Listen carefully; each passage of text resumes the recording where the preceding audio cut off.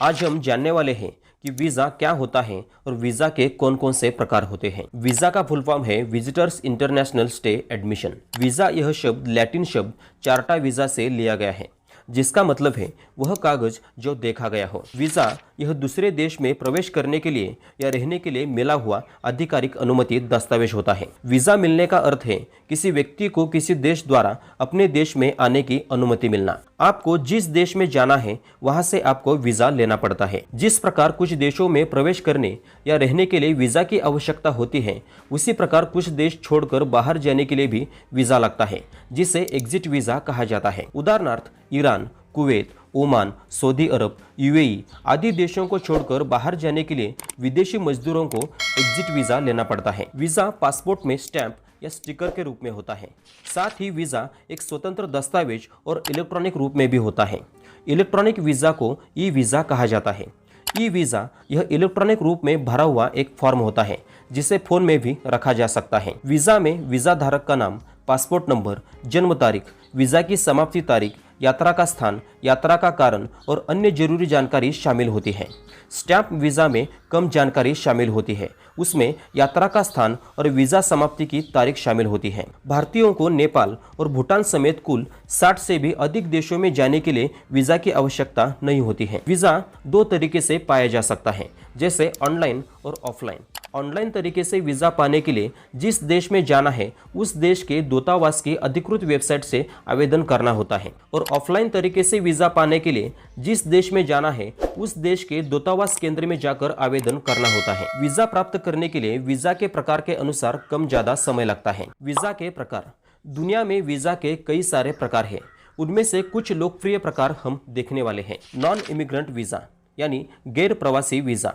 अगर आप विदेश में सीमित अवधि के लिए रहना चाहते हैं तो आपको यह वीज़ा लेना पड़ता है। इमिग्रेंट वीज़ा यानी प्रवासी वीज़ा। अगर आप विदेश में स्थायी रूप से रहना चाहते हैं तो आपको यह वीज़ा लेना पड़ता है। ट्रांजिट वीज़ा यानी पारगमन वीज़ा। जब किसी व्यक्ति को किसी देश से होते हुए किसी दूसरे देश में जाना होता है तो उसे यह वीज़ा लेना पड़ता है। टूरिस्ट वीज़ा यानी पर्यटक वीज़ा। अगर आप विदेश में सिर्फ घूमने फिरने के लिए जाना चाहते हैं तो आपको यह वीज़ा लेना पड़ता है। इस वीज़ा के अंतर्गत आप विदेश में घूमने के अलावा व्यावसायिक गतिविधियां नहीं कर सकते। बिजनेस वीज़ा यानी व्यवसाय वीज़ा। अगर आपको विदेश में व्यावसायिक गतिविधियां करना है तो आपको यह वीज़ा लेना पड़ता है। इसमें सेमिनार, मीटिंग, कॉन्फ्रेंस में उपस्थित रहना आदि शामिल होता है। यह वीज़ा 5 साल के लिए वैध होता है। वर्क वीज़ा यानी काम के लिए वीज़ा। इसे वर्किंग वीज़ा, वर्क परमिट या एम्प्लॉयमेंट वीज़ा यानी रोजगार वीज़ा भी कहा जाता है।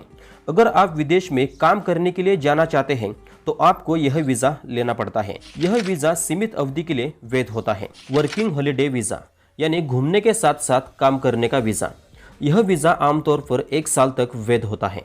इस वीज़ा के अंतर्गत आप विदेश में घूमने के साथ साथ काम भी कर सकते हैं।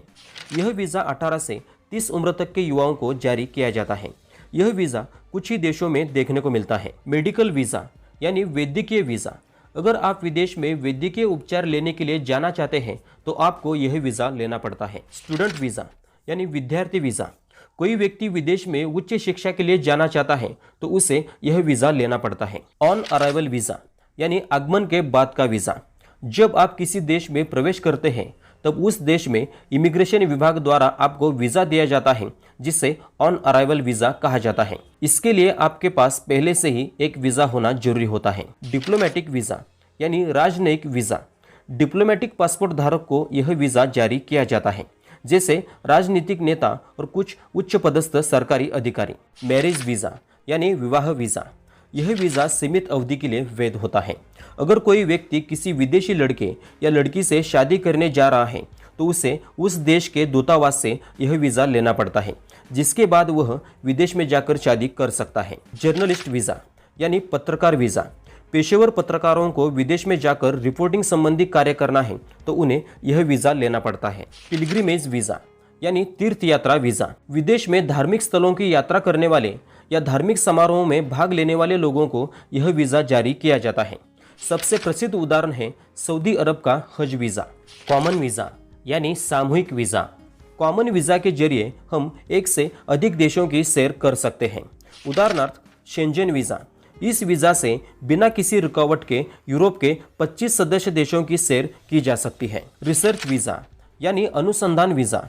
यदि कोई छात्र या वैज्ञानिक विदेश में जाकर रिसर्च करना चाहता है तो उन्हें यह वीज़ा लेना पड़ता है।